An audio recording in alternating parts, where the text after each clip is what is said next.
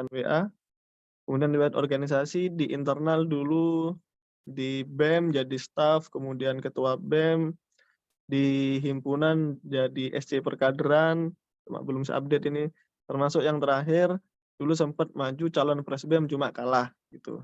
Jadi memang terahnya kalau kader HMI maju Presbem memang kayaknya memang pasti kalah kayaknya.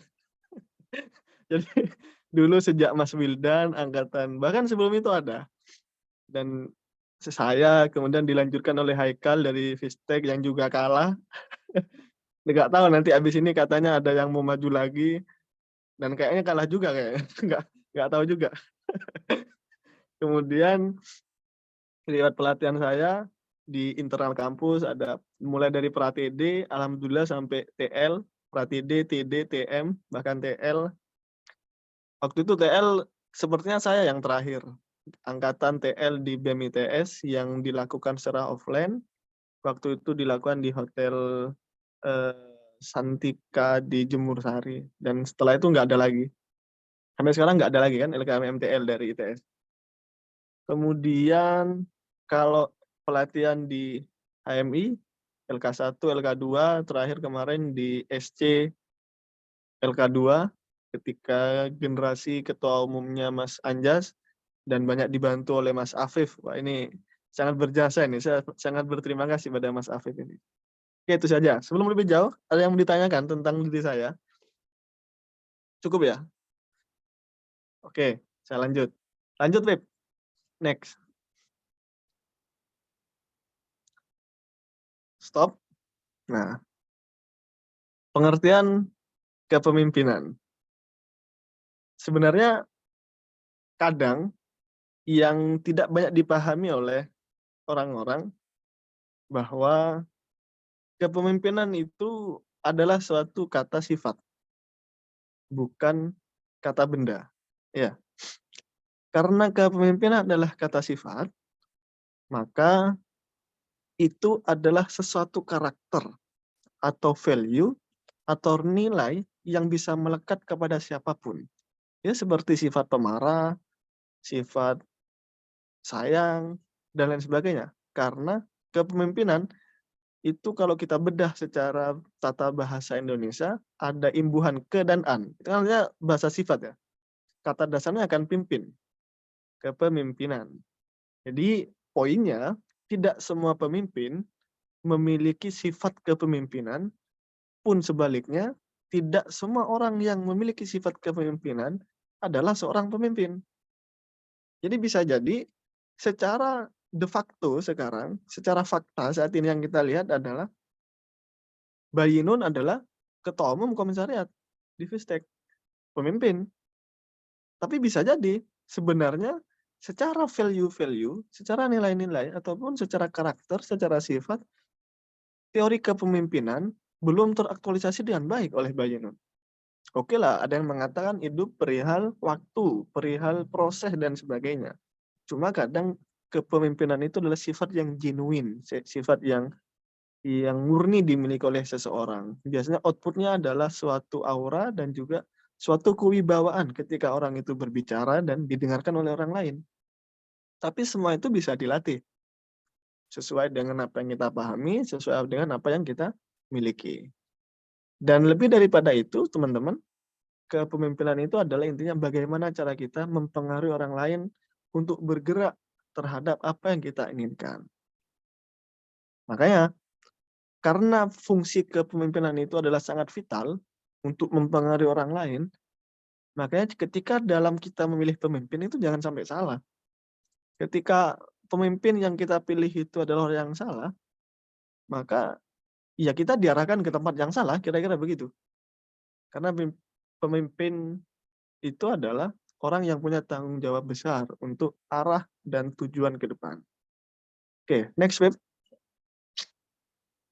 Nah, ini menurut George R. Terry, tahun 1972, halaman 458. Jadi pengertian kepemimpinan itu adalah aktivitas mempengaruhi orang-orang agar diarahkan mencapai tujuan bersama atau organisasi.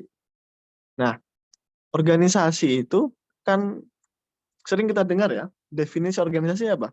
Adalah perkumpulan orang-orang yang menurunkan egonya menyamakan visi dan tujuannya, dan untuk berkomitmen mencapai tujuan yang sama. Kira-kira kan begitu definisi organisasi.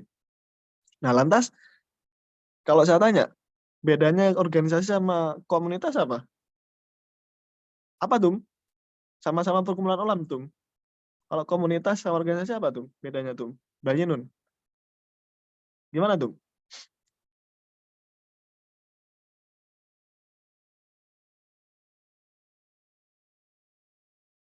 Halo tuh? Iya, Mas. Ya gimana tuh? Kita diskusi di sini tuh. Jadi Hmm. yang upgrading itu bukan hanya teman-teman. Saya juga ingin upgrading juga ini. Jadi kita proses belajar bersama. Gimana tuh? Kalau organisasi kan perkumpulan orang untuk mencapai tujuan yang sama nih, mempunyai visi yang sama. Nah, kalau komunitas apa tuh? Kira-kira sama-sama perkumpulan orang nih. Anggap komunitas motor PCX Surabaya gitu. Iya. Punya tujuan yang apa kira-kira?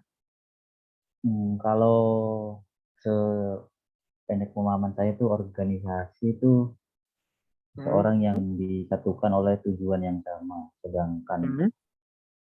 komunitas itu disatukan oleh minat atau ketertarikan yang sama.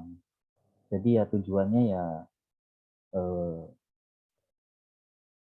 apa, ya belum tentu ini sih. Bahkan nggak Hmm. ada tujuan, cuma ya seneng-seneng aja gitu komunitas. Oke, oke, benar-benar. Oke, saya dapat poinnya yang disampaikan dari Tumba Yunus. Sebenarnya bukan tidak ada tujuan. Setiap orang itu punya tujuan. Entah tujuan itu penting atau enggak. Bahkan sekedar senang-senang itu kan bagian dari tujuan sebenarnya. Ya enggak? Ya tujuannya senang-senang. Tapi mungkin hal yang lebih mendasar tuh, dan teman-teman semua ya, yang membedakan organisasi dengan komunitas itu, selain sama-sama perkumpulan adalah arah gerak dan juga aturan main yang jelas. Itulah organisasi. Makanya di organisasi manapun pasti ada konstitusi, pasti ada aturan, pasti ada SOP, pasti ada alur hierarki administrasi yang jelas. Dan bersyukurlah teman-teman, kita semua lahir berproses di organisasi yang sampai detik ini, saya yakini adalah organisasi paling rapi dalam proses administrasi konstitusinya. Mulai dari surat menyurat, prosedur pengambilan kebijakan dan keputusan dari RAHAR, rapat presidium, ada rapat bidang, ada Rapimkom kalau di Korkom, ada RAK, banyak. Dan itu menentukan secara tidak langsung membentuk karakter bagi setiap orang yang mengikuti alur tersebut. Oke, sampai di sini aja yang mau ditanyakan. Lanjut ya. Oke, next. Nah, ini dia. Ketika kita mengutip dari pengertian yang barusan kita diskusikan tentang fungsi pemimpin dan lain sebagainya, kemudian pemimpin adalah orang yang bisa mempengaruhi orang lain dengan kemampuan leadership-nya.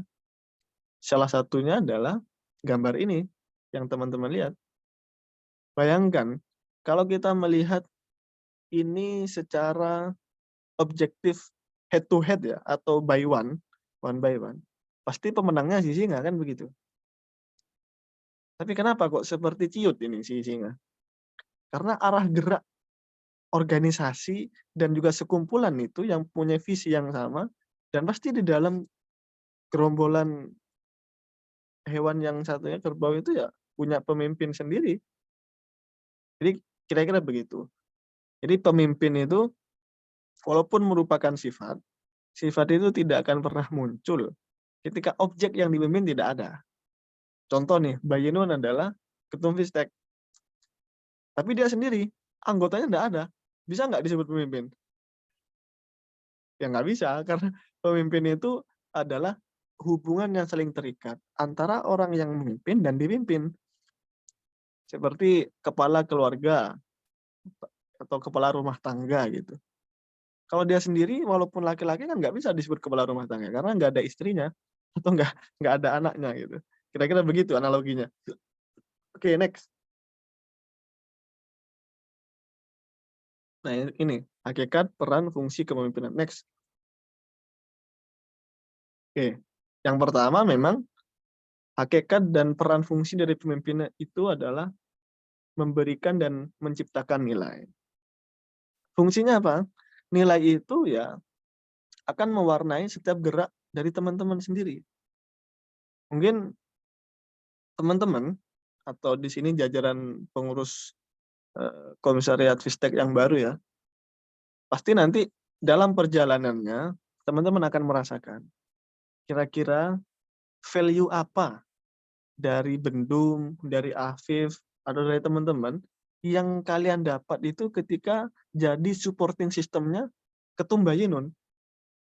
Mungkin kemarin sempat ikut dalam era rezimnya Ketum Adi. Pasti value-nya berbeda. Dan itu hal yang wajar gitu loh. Hal yang wajar. Cuma kadang implementasi terhadap arah yang baik itu harus dimunculkan selalu dan selalu ditumbuhkan melalui mekanisme komunikasi yang baik, melalui mekanisme musyawarah yang baik, karena itu memunculkan trust, memunculkan kepercayaan dan pengakuan legitimasi dari orang yang dipimpin.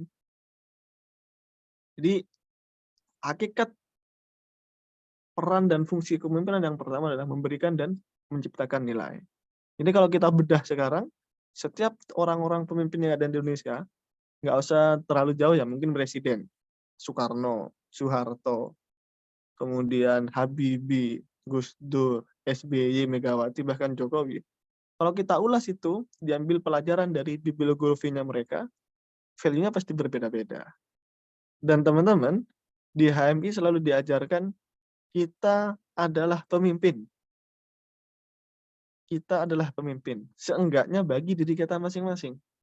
Nah, kalau kita kembali terhadap NDP, sebagaimana tujuan HMI itu sendiri, ya kan? Kemudian ditarik terhadap esensi manusia, tujuan insan kamil dan lain sebagainya, bahwa manusia itu adalah khalifah fil ard, pemimpin di bumi. Dan setiap pemimpin akan dimintai pertanggungjawabannya nanti. Jadi ketika kita didoktrin dalam ber-HMI setiap kali, setiap waktu adalah kita adalah pemimpin, dan kemudian kita mengetahui dan sering mendengar bahwa pemimpin adalah salah satu hakikat dan fungsi yang menciptakan nilai, maka setiap kader HMI itu akan selalu tumbuh menciptakan nilai, setidaknya bagi dirinya sendiri. Makanya proses-proses untuk menuju insan kamil, kalau teman-teman ingat dulu, ada yang sudah LK2? Belum ya? Itu akan muncul. Jadi harapan saya nanti pengurus-pengurus di Fistek semangat untuk berprosesnya di HMI tidak luntur. Artinya ya nikmati proses ini sebaik-baiknya. Karena eman kan, buang-buang waktu kalau proses itu tidak dijalankan dengan baik. Jadi yang pertama itu, hakikat peran dan fungsi kepemimpinan adalah yang pertama memberikan dan menciptakan nilai. Next.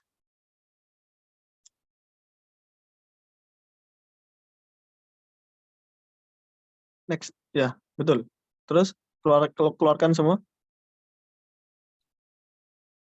Terus. Oke.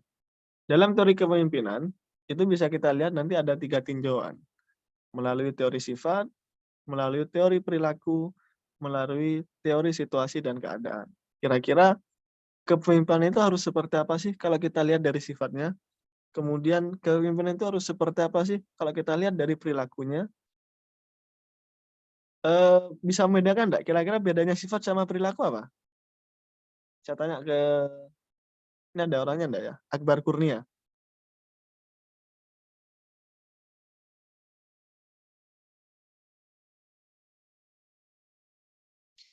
Nggak ada orangnya ya? Oh, ke Afif saja kalau gitu. Gimana, Afif? Kira-kira, Halo Afif? Mas, mohon maaf tadi masih Oh ya, tadi agak ini ya jaringannya. siap-siap. Gimana, Ya. Dek? Salam kenal, Dek, Akbar.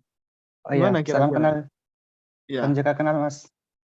Jadi menurut saya sifat itu adalah sebuah apa ya kayak maksud kayak yang apa namanya kayak sesuatu yang menjadi penentu dari perilaku seseorang. Jadi menurut saya sifat sama perilaku ini saling keterkaitan gitu lah Mas. Kalau perilaku Hmm. yang mungkin kayak tindakannya sehari-hari gitu, mungkin apa yang diperbuat gitu. Jadi perilaku adalah output dari sifat ya. Ya, kira-kira seperti itu, Mas, menurut saya. Oke, siap. Terima kasih, De Akbar. Next, lanjut, Pip. Nah, sekarang kita lihat teori sifat. Terus, oke. Jadi setiap pemimpin itu kira-kira sifatnya harus gimana sih? Dan ini memang tidak paten ya. Tapi seenggaknya ini hasil hasil kajian dan renungan saya sendiri saja. Kalau ada teman-teman yang kurang sepakat dan ada saran sifat lain ya monggo kita sampaikan di sini. Kalau menurut saya sifat dari kepemimpinan seenggaknya yang harus dimiliki itu ada 4 ini. Ada intelijensia, ada kematangan sosial, ada motivasi, dan hubungan pribadi. Intelijensia itu apa? Intelijensia itu adalah kecerdasan. Kemudian kecerdasan itu menurut saya menjadi modal dasar yang paling dibutuhkan bagi setiap pemimpin. Karena dari kecerdasan itu nanti hubungannya, breakdown-nya banyak terhadap salah satunya mungkin terhadap kematangan sosial, walaupun ini sama-sama sifat ya, tapi nanti itu saling berkaitan, termasuk memunculkan motivasi dan juga hubungan pribadi. Karena ketika kita tidak punya kecerdasan yang cukup, dan alhamdulillah saya yakin ya, kita semua di sini adalah orang yang IQ-nya berkecukupan. Artinya kalau nggak berkecukupan ya nggak mungkin kuliah di ITS, kira-kira begitu kan. Jadi ya memang modal dasarnya adalah intelijensia. Kemudian selanjutnya adalah kematangan sosial. Memang kematangan sosial ini adalah ada hubungan dan kaitan dengan hubungan pribadi. Walaupun kematangan sosial ini overview-nya, view-nya lebih luas. Artinya bagaimana seorang pemimpin itu membaca bukan hanya kondisi anggota yang dipimpin, tapi juga membaca kira-kira kondisi di lingkungan sekitar, di wilayah organisasi yang dia pimpin. Contoh, saya kasih analogi sederhana. Ketika mungkin Tumbayinun sekarang jadi ketum Fistek, kecerdasan insya Allah tidak usah diragukan, pasti memiliki. Kemudian kematangan sosial. Nah, sekarang yang sering hilang dari HMI, bahkan kalau ingin kita banding-bandingkan dengan HMI yang dulu, atau jangan terlalu jauh, mungkin dengan generasi saya dulu ketika di komisariat, itu kematangan sosialnya tidak muncul menurut saya sekarang. Kenapa kok demikian? Buktinya, jangan jauh-jauh di luar Korkom lah, yang di dalam Korkom saja. Kesadaran tentang kebersihan wilayah, kemudian kesadaran tentang air yang mati, mungkin listrik dan sebagainya. Walaupun nanti alasannya banyak. Oh, uangnya habis. Itu kan alasan tambahan. Cuma kan intinya yang kita lihat kan itu. Ada pintu di kamar mandi yang rusak, semuanya diam saja, saling tidak membenahi, saling tidak merasa punya tanggung jawab. Artinya kematangan sosialnya tidak muncul. Apalagi ke aspek yang lebih luas. Contoh, ketika lingkungan sekitar, ketika kita dididik sebagai pemimpin, dan harusnya latihannya itu kan ketika di Komisrat dan di Korkom harusnya. Ketika teman-teman berlatih secara sosial bermasyarakat, kalau dulu generasi saya bahkan di atas saya masih itu membaur dengan masyarakat sekitar, ikut ke masjid, walaupun jarang-jarang kan seenggaknya nimbrung gitu loh. Artinya keberadaan HMI di Gebang itu dirasakan keberadaannya. Bahkan cerita yang lebih awal lagi dulu, yang lebih dulu lagi, di Korkom itu selalu ada kegiatan kayak ngajari arek-arek cilik ngaji apa belajar menghitung gitu loh. Arek-arek cilik Gebang itu diajak ke sana. Itu salah satu kematangan sosial, walaupun terlihat sepele hal demikian, itu sangat bermanfaat bagaimana cara kita melatih komunikasi dengan orang lain. Dan bukan hanya sesama si level kita. Karena saya sendiri masih belum yakin ketika sekarang nih ngobrol dengan teman-teman ya di Fistek walaupun via online, saya bisa lancar ngobrol seperti ini. Seakan-akan saya ngerti semuanya kan begitu kan. Tetapi kadang mahasiswa itu ketika ngobrol dengan orang masyarakat yang ada di bawah, itu nggak muncul. Artinya contoh nih, saya uji aja lah, saya tes coba. Anggap Afif gitu kan, suruh ngobrol enak dengan tukang nasi goreng, Cak Husen itu loh, di depan itu loh. Bisa nggak kira-kira ngobrol enak, diskusi gitu? Apa Cak kebutuhan sampean Cak? Kan susah kadang dan itu perlu dilatih, memang perlu dilatih. Dan ketika kita punya kemampuan seperti itu, insya Allah dimanapun kita berada, entah nanti jadi birokrat, jadi di PNS, apalagi di politik, di politisi, ya harus punya kedekatan dengan orang berbagai macam latar belakang, kan begitu kira-kira. Bahkan jangan jauh-jauh ke sana, ya dosen pun kira-kira butuh seperti itu. Nah, dan saya harap, ya mari kita munculkan itu kembali, bagaimana kematangan sosial teman-teman di HMI ini kembali dimunculkan, mulai dari agenda-agenda, kemudian program-program yang bersentuhan langsung terhadap masyarakat, biar biar nggak kelihatan HMI ini terlalu eksklusif gitu loh, terlalu merasa besar dengan sendirinya. Oke lah kita memang berada di wadah yang besar, berada di wadah yang memiliki cerita-cerita masa lalu, romantisme masa lalu yang sangat indah dengan nama-nama besar senior. Tapi seenggaknya kita mewarnai dan memberikan value terhadap apa yang sekarang kita jabat di generasi kita saat ini. Oke, selanjutnya adalah motivasi. Nah, setiap pemimpin itu harus punya motivasi. Karena kalau nggak punya motivasi ya nggak jalan. Saya kira motivasi itu adalah bahan bakar bagi kita semua untuk melakukan sesuatu apapun. Kita mau sholat, itu bisa aja motivasinya beda-beda. Mungkin kalau Afif Sanjani sholatnya takut digebuki wong tuane. Itu kan bagian dari motivasi. Atau ada yang motivasinya takut masuk neraka dan ingin surga. Itu bagian dari motivasi. Dan itu sah-sah saja. Tapi seenggaknya setiap pemimpin punya motivasi. Oh aku punya gagasan dan ide lah. Nanti larinya ke sana ketika punya motivasi. Aku pengen Vistek kayak gini. Aktif dan lain sebagainya. Kemudian nanti mewarnai lingkungan Korkom untuk menghidup-hidupi diskusi, kajian dan sebagainya. Itu bagian dari motivasi. Outputnya adalah program dan kegiatan. Itu muncul dari pemimpin. Ketika mendengar bawahannya tengah melempem, sedang kehilangan semangat, atau bahkan hilang, karena case hilang ini adalah case turun-temurun. Setiap generasi itu pasti ada anggota pengurus yang hilang. Nah, itu menjadi tantangannya pemimpin, selain dia memotivasi dirinya sendiri, ya tentu memotivasi para anggota dan jajarannya. Oh, kamu punya masalah apa? Di masalah apa? Kuliahku apot dah. Ayo sayo, tugasmu ndi sing durung tak ewangi. Ya, pentingnya berhemi kan di sana kadang. Saling membantu. Oh, proyekmu kangelan ta? Ayo tak ewangi gini. Tuh. Yang terakhir dari sifat adalah hubungan pribadi. Saya kira hubungan pribadi ini adalah bagaimana cara kita interaksi dengan orang lain. Next, Beb.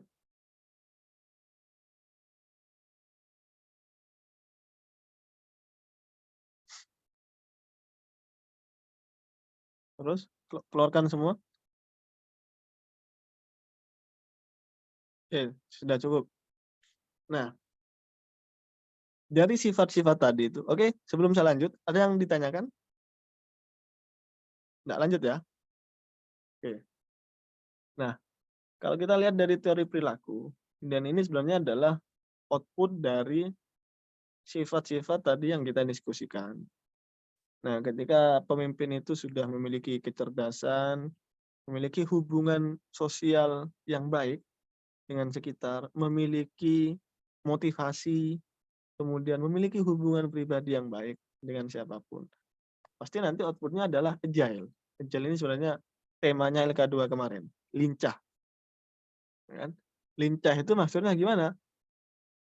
Ya, seperti yang saya contohkan barusan, dia itu sebagai pemimpin dekat dengan timnya, artinya dia bisa membaur. Walaupun timnya punya karakter dan kebiasaan yang berbeda, itu bisa membaur.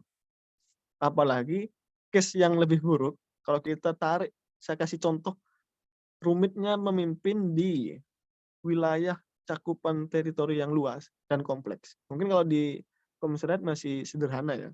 Saya analogikan di cabang saja lah, atau di Batko, atau di PB mungkin, di ketum PB ya. Ketum PB itu yang dipimpin adalah bukan hanya orangnya sendiri ya. Maksudnya gini loh, dia proses majunya itu kan rumit, ribet, dan juga sangat menantang kan. Mungkin Afif dulu sempat ikut di kongres Feb ya, jadi panitia Feb ya? Enggak Mas, enggak sempat Mas. Oh, udah sempat. Iya. Ya ribet memang, di Ketum PB itu ribet. Banyak, istilahnya banyak gerbong lah ya, kalau di HMI ya. Banyak gerbong, banyak kelompok. Dan bayangkan, gimana coba cara memposisikan diri sebagai Ketum PB, dalam satu sisi roda organisasi harus tetap jalan, tetapi dia ngerti kalau beberapa kelompok itu adalah bukan bagiannya gitu loh. Artinya bukan bagiannya itu potensi ngacau, ngerusak itu kan ada. Nah itu kan harus di-manage itu kan. Itu kan kalau nggak cukup mental kan repot juga itu. Nah stres kita. Makanya tahapan-tahapan dari bawah itu ya kalian nikmati saja. Dan ini adalah kunci menurut saya. Ketika agile atau kelincahan itu dimiliki. Dia dekat dengan tim.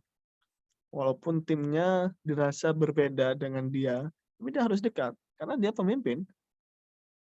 Yang kedua, ketika dia punya kelincahan dan dekat dengan tim adalah dia punya judgement yang kuat. Judgement yang kuat itu artinya ketika dia mengambil keputusan, dia nggak terlalu banyak menimbang iki piye yo, enak gak yo. Ya sudah, saya putuskan cek iki sudah. Dan dia berani tanggung jawab. Kan begitu. Jadi kadang memang yang menjadi tantangan di kepemimpinan itu ketika rasa saling tidak enak itu loh. Sering gitu ya, arek-arek biasanya ya. Ah gak enak ah, ya apa yo? Iki yo. Sungkan ambil aneh. Itu memang tantangannya di sana. Tapi dalam satu titik, seorang pemimpin itu harus memutuskan iya atau tidak gitu loh. Nah itu makanya ketika dia agile, lincah, dia punya judgement yang kuat. Ketika dia tidak sepakat dengan siapa gitu contohnya. Tapi dia tetap bilang tidak sepakat, tapi karena dia lincah, dia nggak sampai dibenci atau nggak disukai gitu. Paham nggak? Dan ini permainan peran sebenarnya. Contoh, saya kasih contoh yang jelas saja mungkin. Mungkin saja nanti, oh aku Daril, mau maju ketum cabang gitu. Contohnya ini. Oh ketum Vistek nggak sepakat nih. Ya, gimana caranya kamu bilang nggak sepakat? Atau yang sebaliknya, Afif mau maju ketum cabang dan saya nggak sepakat. Itu kan dilematis. Dalam satu sisi kita nggak enak, kita sungkan karena merasa punya kedekatan emosional. Tapi dalam prinsip, dalam ideologi kita nggak sejalan, nggak sepaham, bahkan dalam konteks kepentingan kita nggak sejalan. Seorang pemimpin harus berani mengambil keputusan. Tetapi tetap harus menjaga bagaimana komunikasi dia dan juga teori tadi sifat itu hubungan pribadi dan juga kematangan sosial tidak boleh rusak karena keputusan dia. Makanya agile, lincah ini ketika dia dekat dengan tim, maka dia akan memiliki judgement atau keputusan yang kuat dan mengikat. Tidak mudah terombang-ambing.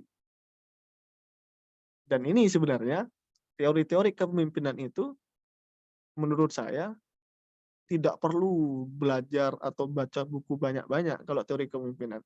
Tinggal dijalankan kamu bisa atau tidak. Karena banyak orang yang baca buku tentang kepemimpinan banyak, tapi ketika implementasi, ketika prakteknya tidak sesuai. Makanya sebenarnya kepemimpinan itu adalah ilmu atau seni tentang praktek.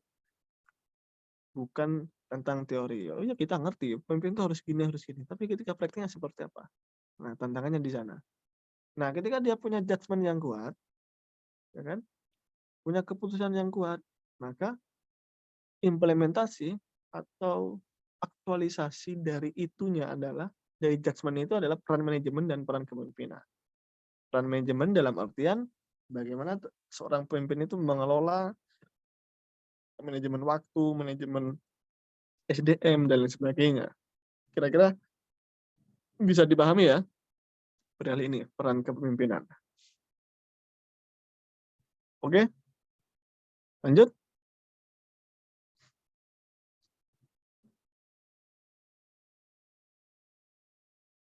Sebelumnya.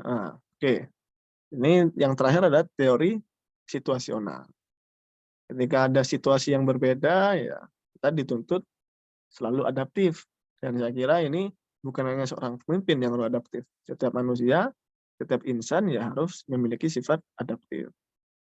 Ya bagaimana tidak, contoh kalau kita hanya sekarang ini berkecamuk terhadap apa yang kita yakini dulu ketika masih kecil, dan tidak adaptif, mungkin yang paling gampang terhadap teknologi dan sebagainya, ya kita akan mati dengan sendirinya.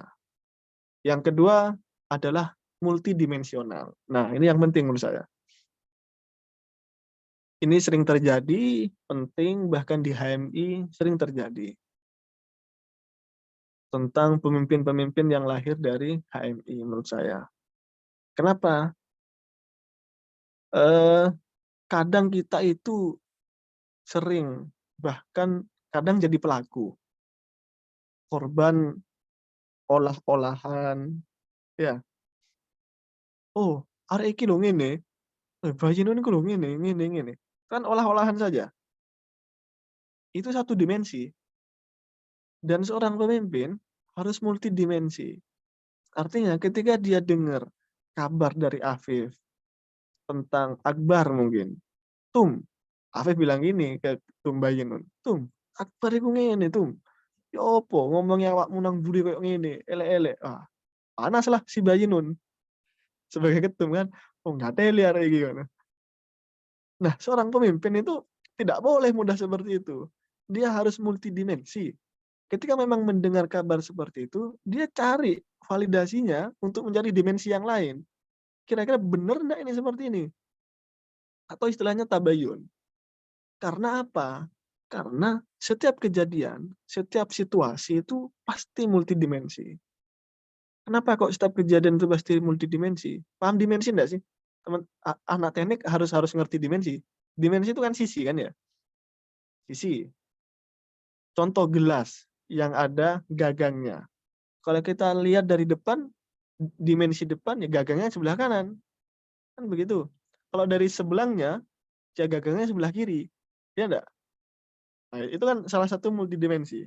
Atau contoh yang paling konkret yang teman-teman bisa pahami, dan ini sama-sama fakta loh, sama-sama benar, cuma dimensinya berbeda. Saya kasih contoh begini. Ngerti Pangeran Diponegoro Tum Bayinun? Ngerti ya? Pahlawan nasional ya. Iya, ngerti. Itu kalau dimensinya orang Indonesia, siapa dia itu?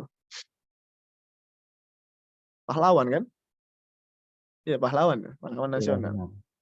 Tapi kalau kita mengambil dimensinya orang Belanda, siapa Pangeran Diponegoro? Dia adalah pembangkang dia. Pemberontak. Ya enggak? Bagi dimensinya orang Indonesia, Pangeran Diponegoro adalah pahlawan. Bagi dimensinya orang Belanda waktu itu, dia pemberontak, pembangkang, makanya dipenjara. Nah, setiap eksiden, setiap situasi, setiap kejadian itu pasti multidimensi.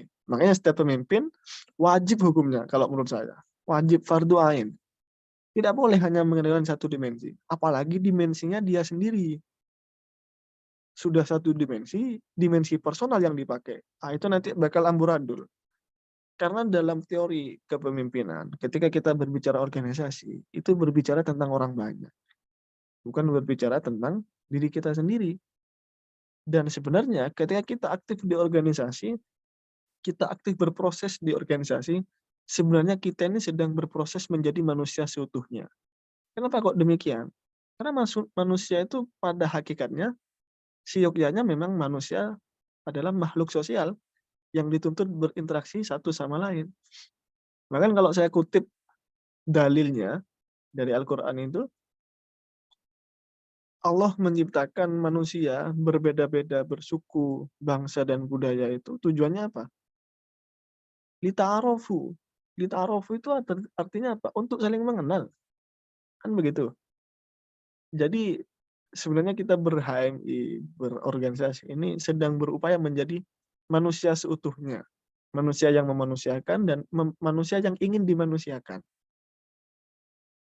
Ya, mulai belajar manajemen yang lain, menghargai orang lain, dan lain sebagainya. Kira-kira begitu, multidimensi. Oke, bisa dapat poinnya ya. Next.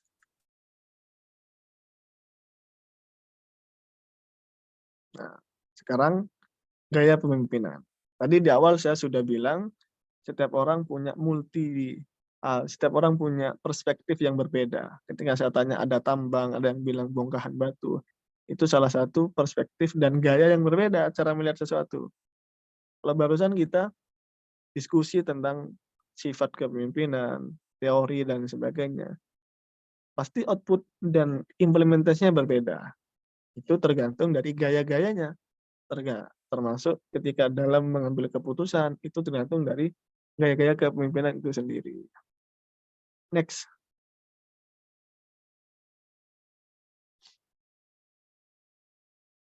Nah, oke. Ada yang bersifat, ini saya analogikan saja, seperti hewan.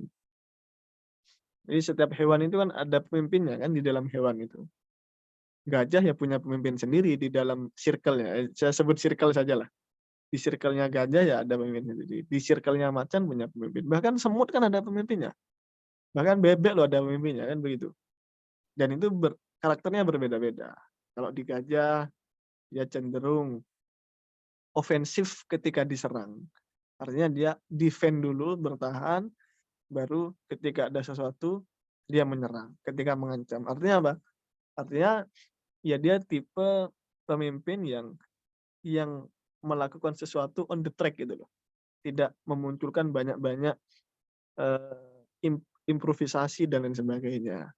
Kemudian ada juga yang seperti macan, dia selalu memunculkan ide-ide gagasan-gagasan baru untuk menerkam yang lain, lebih ofensif kan begitu. Itu karakter kepemimpinan. Dan coba teman-teman hayati, Bayinun, Afif, dan lain-lain, Akbar, itu yakinin dulu dirinya adalah pemimpin, setidaknya bagi dirinya sendiri. Kemudian hayati, kemudian kontemplasi, merenung, aku ini jane iki sopo sih ngono. Dan itu penting itu. Aku ini jane sopo. Kemudian apa yang harus saya lakukan ke depan? Ini tuh penghayatan diri, kemudian mengenali diri sendiri itu menjadi penting. Karena output-nya nanti adalah bagaimana cara kita memposisikan diri kepada orang lain. Kira-kira Afif ini sudah kenal enggak dengan dirinya sendiri? Jangankan mengenal orang lain. Kadang orang itu susah mengenal dirinya sendiri. Contoh, ketika kita kenal dengan dirinya sendiri, oh, aku ini tiba-tiba orang yang emosian. Oh, aku ini tiba-tiba wong sing medit yo. Dan medit itu gak disenengi arek-arek. Dan arek emosian itu dijauhi oleh teman-teman. Ketika kita sudah kenal dengan diri kita sendiri, kita tahu, oh berarti lek ngono iku ojo terlalu sering. Biar kita diterima oleh orang banyak. Itu kan penting. Oh, tiba-tiba aku angel lek tangi isu iki. Gak iso aku tangi isu angel. Berarti harus cari solusi lain untuk menyelesaikan persoalan itu. Oh, berarti turun sok bengi-bengi atau turunnya ambil arek sing tangi isu engko ben digugah sisan. Oh, subuhku gampang hilang. Anu lain sebagainya. Subuhku dipangan pitik isu-isu ngono. Contoh. Itu penting. Oke, lanjut. Nah, ini. Karena kita tadi bicara tentang sifat, kemudian karakter dan juga gaya kepemimpinan. Nah, ini saya ada diagram yang cukup menarik sebenarnya. Jadi sisi sebelah kiri, teman-teman masih ingat ya kalau di matematika dulu ada yang namanya irisan dan himpunan ya. Ya seperti ini, irisan dan himpunan. Jadi yang sebelah kiri, what you do and say. Sebelah kanan, how people feel. Oke, paham ya? Sebelah kiri itu apa yang kamu lakukan dan kamu katakan. Sebelah kanan itu adalah apa yang orang lain rasakan. Irisan dari itu adalah brandmu. Contoh begini, Bayinun mengatakan dan melakukan terhadap dirinya sendiri adalah sebagai orang yang paling hebat matematika. Atau paling dermawan, paling dermawan. Tapi orang lain tidak merasakan demikian. Kira-kira terbentuk enggak brand seperti itu? Enggak. Makanya yang teman-teman harus rasakan itu kira-kira orang lain tuh menilai kita itu seperti apa. Itu membentuk karakter dan juga brand kita. memunculkan value dan lain sebagainya. Jadi kau ono ceritane lumpia, wong tutur lumpia terus ngomong ini lumpia rasa bintang 5 gitu. Kata orang yang jualan. Tapi orang lain kan tidak merasakan demikian. Berarti brand-nya tidak terbentuk begitu. Jadi brand dan juga value-nya teman-teman, value-nya kalian itu akan terbentuk ketika yang kamu katakan itu selaras dengan yang orang lain rasakan. Oke, kira-kira itu. Dan itu katanya dengan kepemimpinan nanti. Ketika kamu mendeklarasikan kamu sebagai pemimpin, yang tipikal ABC itu harus dirasakan oleh orang banyak agar brandmu muncul. Oke, next. Nah, kemudian pernah dengar ini, Golden Circle dari Simon Sinek? Pernah? Pernah Mas, di LKMM Pratidi Mas. Oh, pernah ya? Pernah. Oke. Itu memang menarik untuk kita kaji dan hayati ya. Bahkan dalam ber-HMI pun ya memang perlu menggunakan konstruksi berpikir semacam itu. Bahkan kalau saya tarik hal yang lebih ekstrim ya, lebih membingungkan, dalam beragama pun kita harus demikian. Contoh saya tanya nih, saya coba ulik NDP dikit-dikit ya. Semoga masih ada yang tertarik untuk membahas NDP. Contoh, kenapa kita harus beriman? Kenapa kita harus sholat? Itu kan menjadi lingkaran pertama nih, why gitu kan. Ketika kita sudah tahu tujuannya, yang penting kita dalam melakukan sesuatu itu ngerti tujuannya. Tujuannya apa? Terhadap apa yang kita lakukan ini. Ketika kita punya tujuan yang jelas, kita akan mudah melakukan sesuatu itu dan mencari jalan lain, jalan terbaik untuk mencapai tujuan. Kira-kira begitu. Jadi Golden Circle Simon Sinek ini, alhamdulillah, sampai detik ini, masih selalu saya gunakan dalam beberapa kesempatan. Walaupun hanya sekedar memutuskan aku ingin lanjut S2 atau tidak, ataupun hanya sekedar saya ini mau kerja di BUMN atau saya mau mendirikan bisnis sendiri. Nah, itu teman-teman akan lebih mudah ketika konstruksi berpikir dan fondasinya sudah jelas, sudah konkret. Kira-kira begitu. Ketika kita sudah tahu tujuannya, kita ngerti mau kemana, lantas pertanyaan gimana cara menuju tujuan itu. Gimana cara menyampaikan dan juga mewujudkan tujuan itu. Ketika kita sudah tahu caranya gimana ya, terus apa yang harus kita lakukan? Kira-kira begitu. Jadi jangan-jangan kita ini seringkali melakukan sesuatu tanpa ngerti tujuan. Dan memang saya rasakan sampai detik ini masih banyak kalau kita mengilas masa lalu kita dari SD, SMP, SMA, mungkin bahkan jangan-jangan kenapa saya harus daftar di ITS atau di jurusan teknik sipil gitu kan? Ya, tapi alhamdulillahnya kita sekarang mengerti bahwa tujuan itu penting. Makanya kenapa Al-Quran itu yang pertama disampaikan adalah ketika kita diharuskan ikro, baca, kemudian doktrin terhadap tauhidnya adalah mencari ridhonya Allah. Itu adalah menunjukkan bahwa kita harus punya tujuan dulu. Perihal urusan lain itu ya nantilah. Yang penting kita ngerti tujuan kita beragama, kita hidup di dunia ini adalah khalifah fil ard itu sebagai tujuan dan lain sebagainya. Kita ngerti. Maka aktualisasinya nanti bisa inherent dan juga relevan dengan yang menjadi tujuan kita itu sendiri. Oke, sampai di situ ada yang ditanyakan. Saya kira ini slide terakhir. Coba tengok.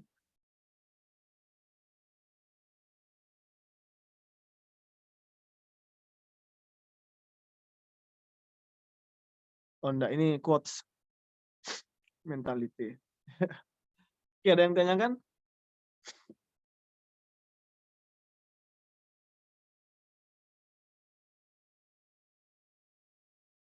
Oh iya Mas, ini ada yang bertanya. Oh ya, untuk Bayun dipersilakan.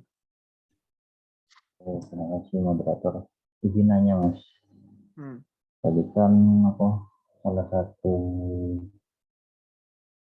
ciri organisasi itu untuk mengarahkan seseorang, bukan, kumpulan orang untuk mencapai tujuan bersama.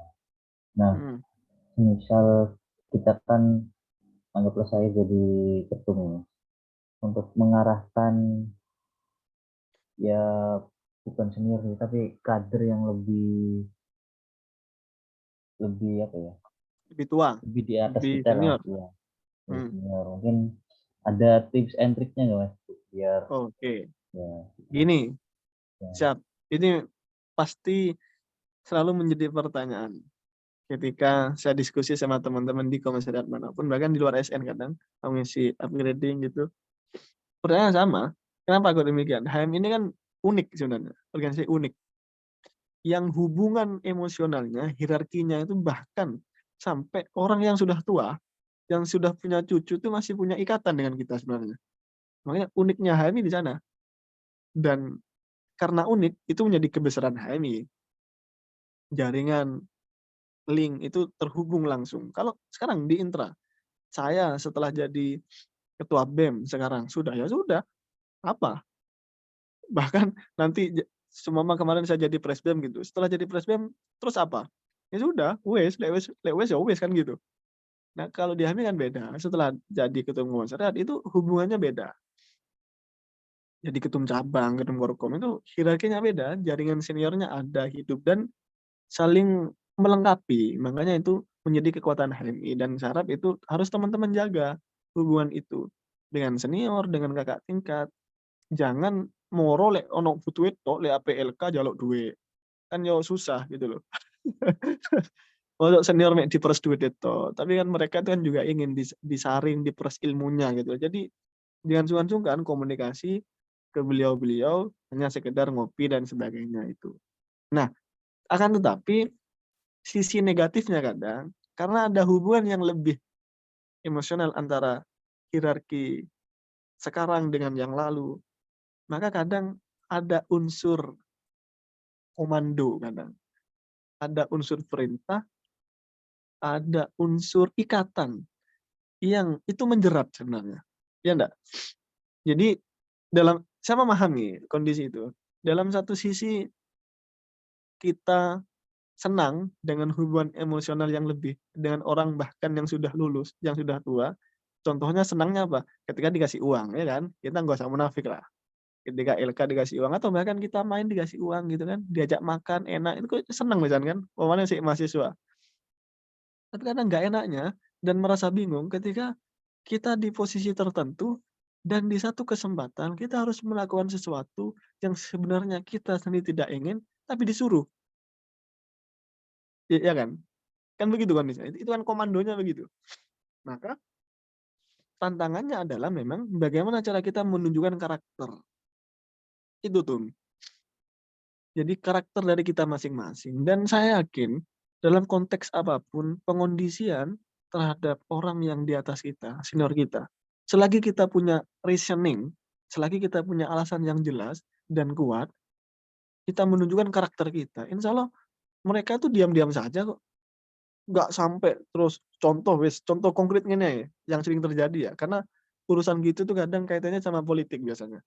Kalau urusan biasa nggak mungkin sampai nekan-nekan kayak gitu.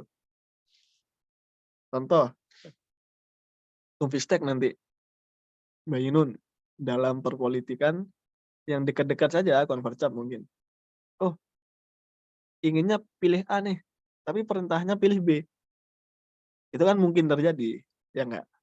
Mungkin terjadi. Tapi bagaimana menunjukkan itu? Ya kalau tetap ingin menguji leadership-nya ya teguhkan pilihanmu.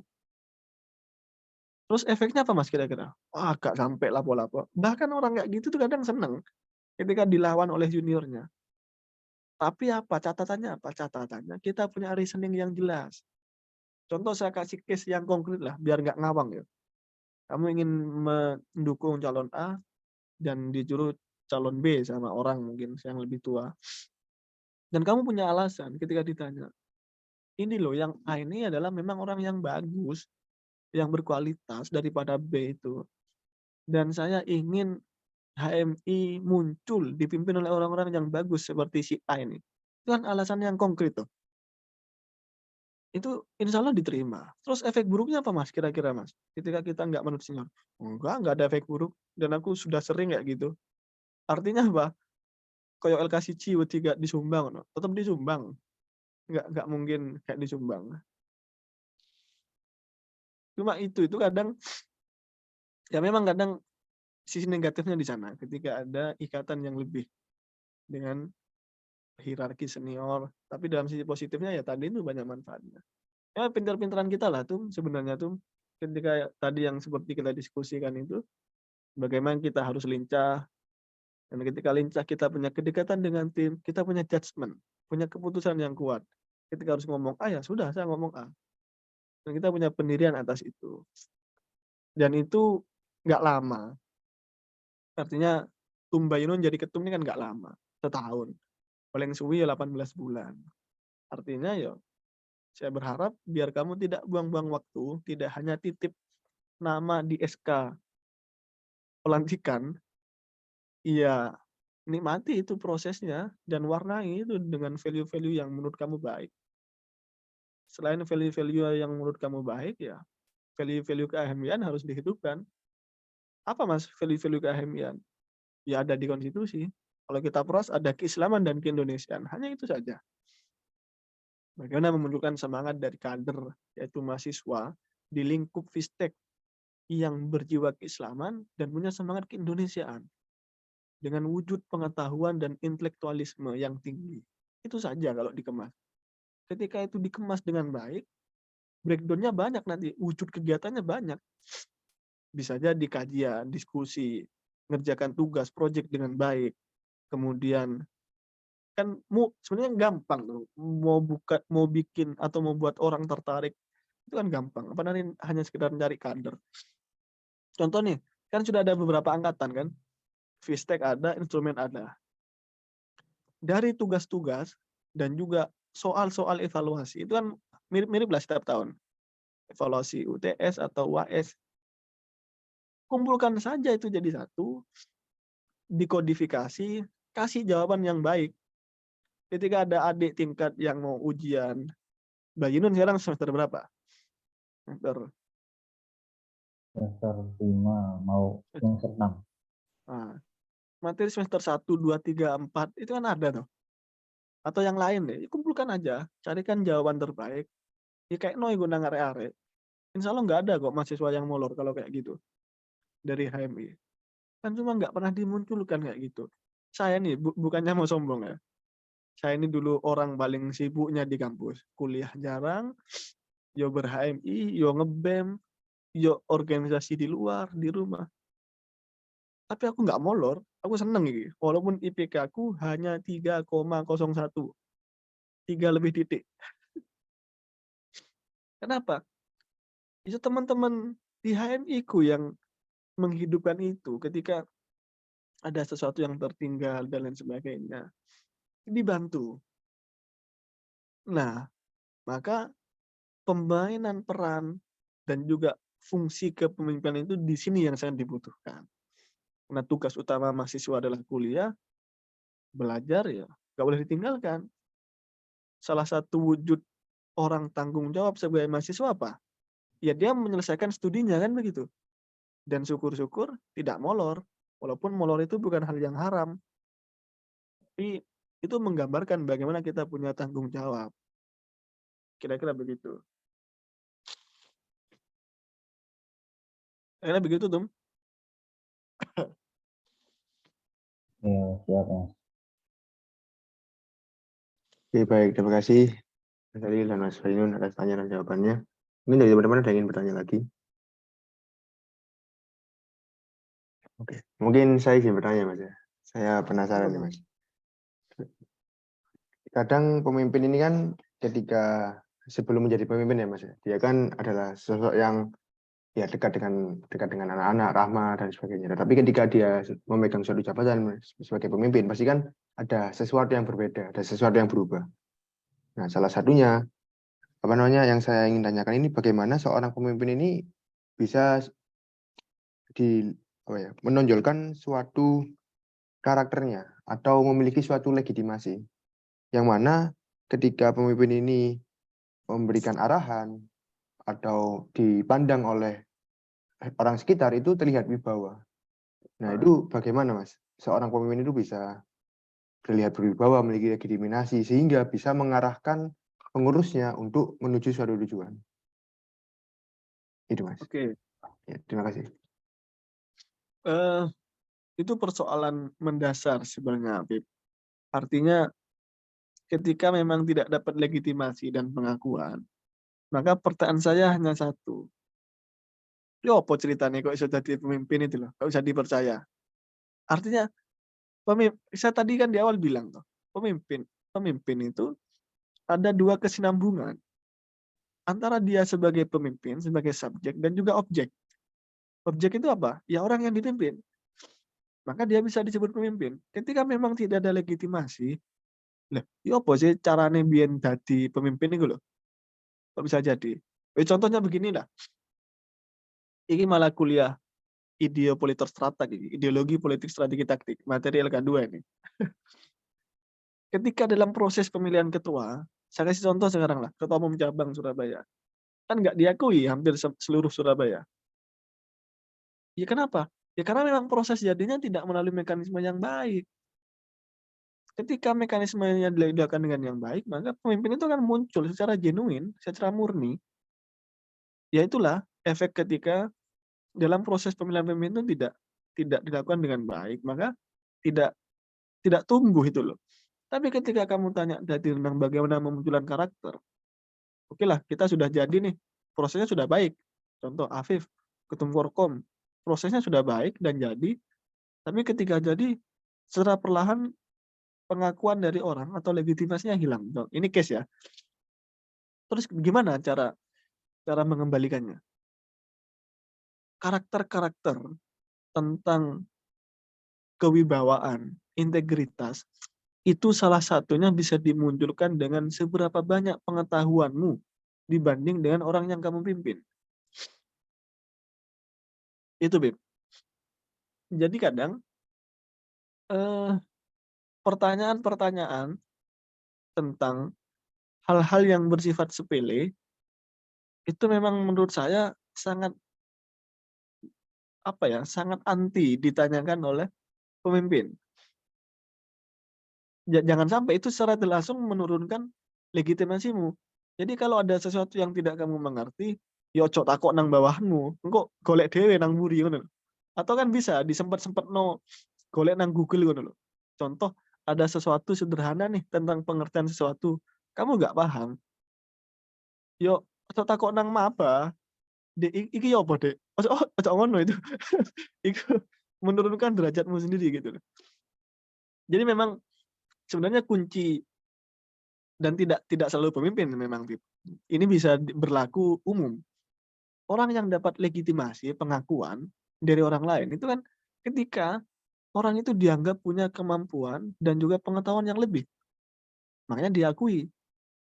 Contoh lah dosen gitu kan. Kalian menghargai dosen. Walaupun kadang kalian nggak tahu juga kan yang diomongkan dosen itu benar atau enggak. Kan nggak tahu. Jangan-jangan yang dikasihkan materi bohong, materi yang salah, kan nggak tahu. Cuma karena kamu yakin, kamu menyadari bahwa dosen itu adalah orang yang punya pengetahuan lebih dari kamu, maka kamu hargai dan dengarkan perintahnya, kan begitu. Atau kiai dalam dalam tradisi Islam Jawa ya, di pesantren. Kiai kalimatnya didengarkan oleh santrinya, oleh orang. Kenapa? Karena kiai diyakini punya kemampuan dan pengetahuan yang lebih. Begitupun pemimpin. Pemimpinnya pelonga gak ngerti apa-apa. Yo juga didongono ambek bawahannya, kira-kira begitu. Jadi secara tidak langsung memang itu akan muncul dengan sendirinya. Memang harus dibarengi dengan bagaimana kamu punya pendirian, bagaimana kamu luas, tidak kaku gitu loh. Dekat dengan tim, ketika timmu modelnya begini suka ngopi ya. Walaupun nggak selalu ikut ya. Contoh pemimpin yang ngerokok, terus awakmu gak ngerokok, itu kan prinsip kan, itu prinsip. Ya nggak selalu harus ikut ngerokok kan begitu. Apalagi ke hal yang haram. Contoh arek-arek bawahanmu seneng ngombe, ya gak usah kon melu ngombe, itu prinsip. Tapi seenggaknya kamu punya kedekatan dan memposisikan diri agar menjadi orang yang diajeni, disungkani, diiringi dengan kemampuanmu itu melebihi dari orang yang memimpin. Kalau bayinun dihitung fistek mungkin. Ya, yang berkaitan dengan ke-HMI-an, ya harus kamu tonjolkan bahwa kamu lebih dengan yang lain. Artinya yang ditonjolkan itu memang yang berkaitan dengan apa yang kalian pimpin. Yo, gak perlu terus kemudian ketum nang organisasi HMI tapi pintermu pinter ngegame ngono. Yo gak ngefek kan begitu. Yang lebih dari anggotanya malah kepinteran dalam ngegame, yo gak ngefek. Ya yang beririsan dengan organisasi yang dipimpin. Kalau di HMI ya mungkin pengetahuan tentang HMI, bagaimana kalian punya baca Quran, bagaimana kalian punya kemampuan intelektualitas, bagaimana kalian punya kemampuan di akademik. Karena kan insan akademis toh, pencipta pengabdi itu harus dimunculkan agar orang ketika mendengar bayinun perintah atau mengatakan A itu ada value-nya gitu loh. Nggak sekedar omong kosong kan begitu. Karena memang itu nggak bisa dihindari. Walaupun sering kita dengar ada istilah undur makola, wala tandur mangkilah. Artinya lihatlah apa yang dibicarakan, jangan melihat siapa yang membicarakan. Walaupun ada peribahasa seperti itu, tapi kan kita nggak bisa menghindari bahwa orang itu sering memperhatikan siapa yang membicarakan, bukan apa yang dibicarakan, ya nggak?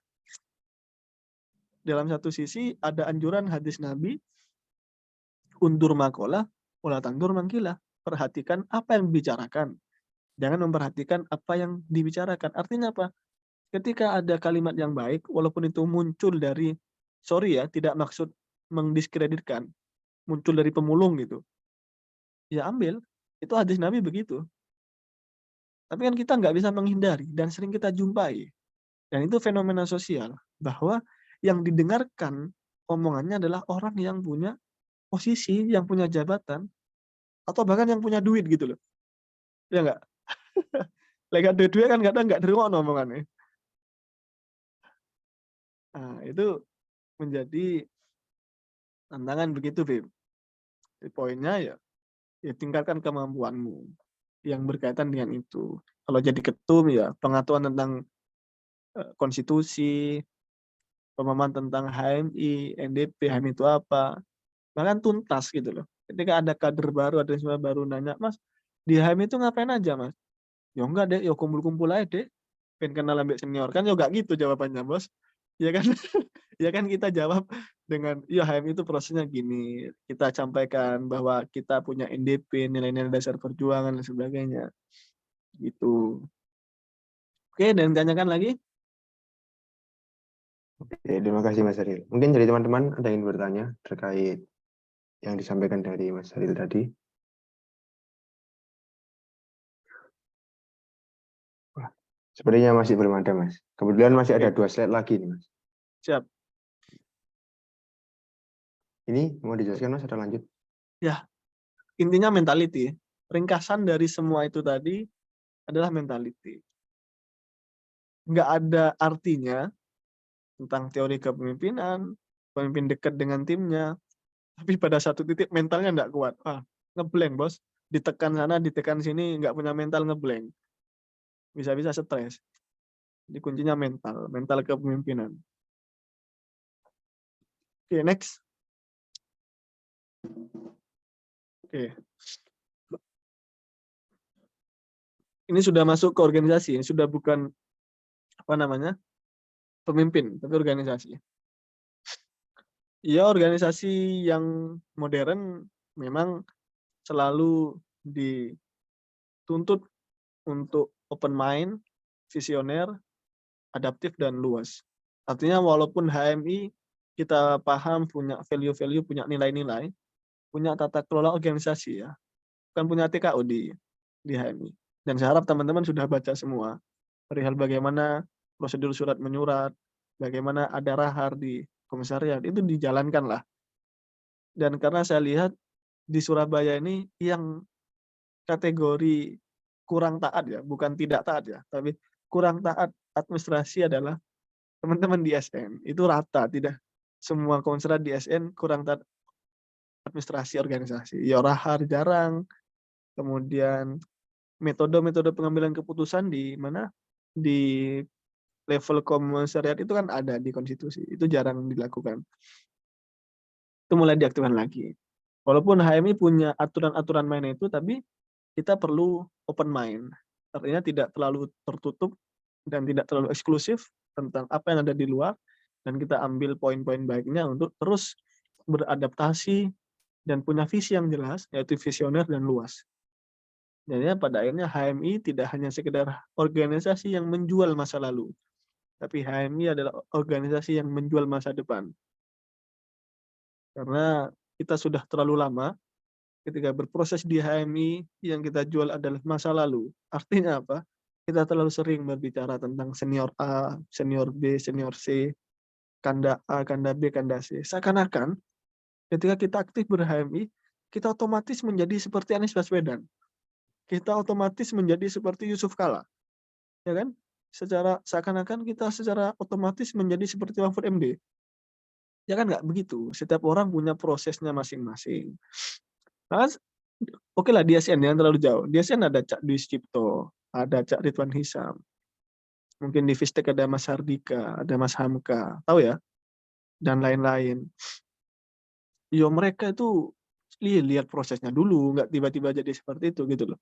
Makanya kadang yang menjadi tantangan kita, bahkan saya kalau melihat dan diskusi dengan teman-teman di angkatan saya, iki yo apa yo ketika besok Pak Nuh, Pak Ridwan Hisam, Pak Dwi Sucipto, dan lain-lain itu meninggal, yang menggantikan mereka itu siapa? Ketika teman-teman sekarang ini, yo generasi kita, adik-adik di bawah itu, prosesnya nggak baik gitu loh.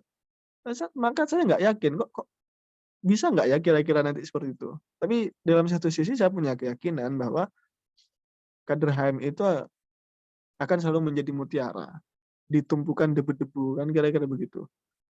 Insya Allah akan selalu dibutuhkan oleh orang-orang, dimanapun dia berada. Dan itu akan terjawab ketika teman-teman yang mewarnai diri teman-teman masing-masing.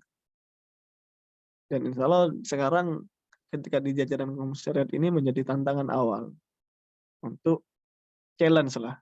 Sekarang yang datang 6 orang, 5 ya, karena ada saya satunya. Kira-kira nanti di akhir kepengurusan ketika LPJ berapa orang? Apakah LPJ-nya semua langsung ke ketum Bayinun atau seperti apa? Nah, kita lihat saja nanti. Ya itu tantangan karena memang berbicara komitmen, berbicara manajemen waktu itu nggak mudah. Kalau perihal kemampuan, saya yakin semua orang mampu kok jadi ketum komisariat. Semua orang mampu. Apalagi area HM itu kan pinter-pinter. So, berbicara komitmen, berbicara keteguhan hati, penurunan ego, itu yang susah.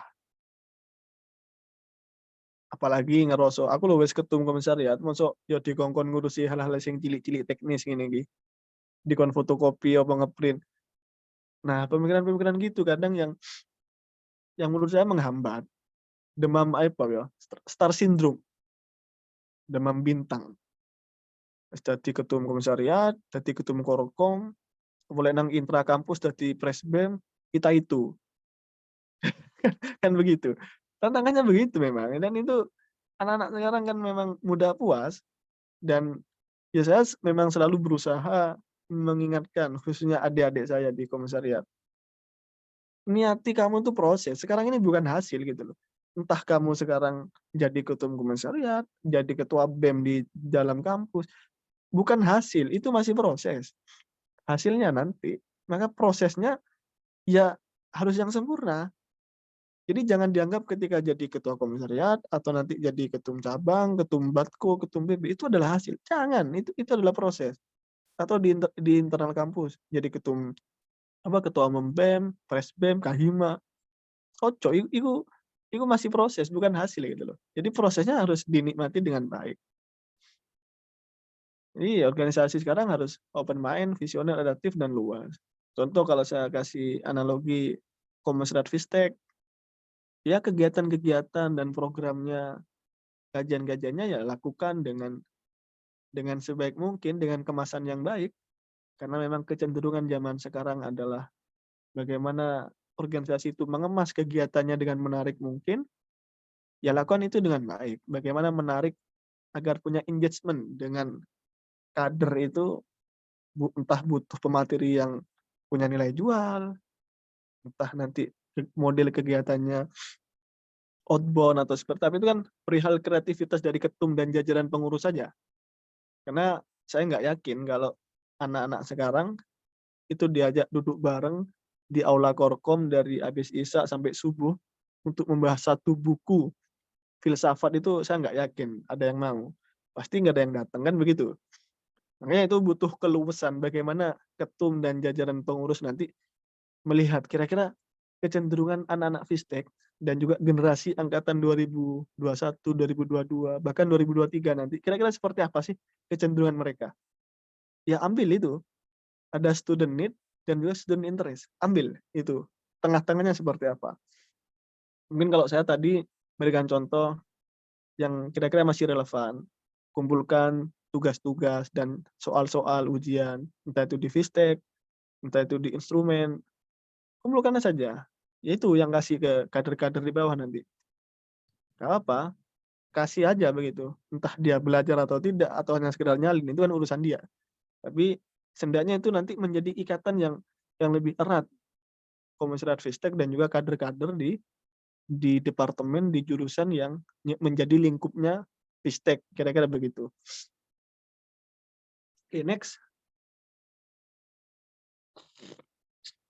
Nah, ini mekanisme dan prosedur organisasi ya umum lah ya. Saya kira udah nggak perlu dijelaskan perihal perencanaan, dari awal ada raker, kemudian di manajemen, di organizing, dipecah, oh ini menjadi tugasnya bidang ini, jadi tugasnya bidang ini, baru diaktualisasi, dilaksanakan, baru evaluasi. Oh, controlling, dikontrol setiap waktu. Gimana progres bidang A, gimana progres bidang B, dikontrol. Itu menjadi peran fungsinya pemimpin. Ada KPI-nya enggak, Tumbayinun, selama 1 tahun? Pakai. Atau ya sudah jalan aja lah sesuka-sukanya Kabid gitu ya. Harusnya pakai ini. Oh pakai. Iya, harus pakai gitu. Latihan profesional lah. Biar baik prosesnya teman-teman. Biar kontrolnya baik. Cuma berlatih profesional ini kan menjadi tantangan teman-teman HMI kadang dari waktu ke waktu.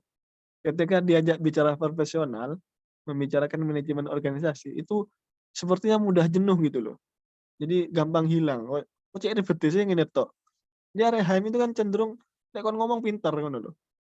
Oh, ngomongnya pintar, nyerocos lek kon ngomong, tapi suruh implementasi, iso ruwet. Jadi memang kadang perlu penyesuaian dari nanti ketum bagaimana menjalankan dan memimpin Koda Fistek ke depan agar berjalan sesuai dengan keinginan dan harapan dari teman-teman pengurus. Oke, next. Ya, terima kasih. Mungkin itu yang bisa saya sharing, saya diskusikan. Kurang lebihnya mohon maaf. Mungkin perihal ada beberapa yang kurang berkenan atau kurang pas, ya mohon maaf karena saya pun masih berproses. Jadi tidak pantas mungkin disebut sebagai pemateri atau apa, tapi di sini saya hanya sharing bersama. Kalau judulnya adalah upgrading sesuai dengan TOR yang dikirim Tumbayinun, jadi ya saya pun sebenarnya sedang upgrading juga, ketemu dengan Afif, Bayinun, Akbar, Jovan, dan juga siapa ini satunya, Revi, walaupun secara online, tapi saya harap esensi-esensi dan juga nilai-nilai silaturahminya tidak berkurang, walaupun hanya bertatap wajah melalui layar gadget kita masing-masing. Mungkin itu saja.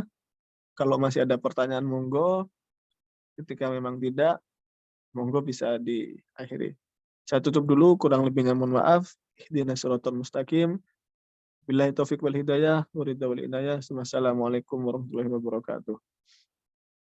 Waalaikumsalam warahmatullahi wabarakatuh. Baik, jadi terima kasih Mas Syaril sudah menyempatkan waktunya untuk diskusi pada malam hari ini. Ya. Mungkin sebelum kita tutup, mungkin kita bisa foto bersama dulu. Siap. Ya. Silakan on cam yang untuk foto bersama.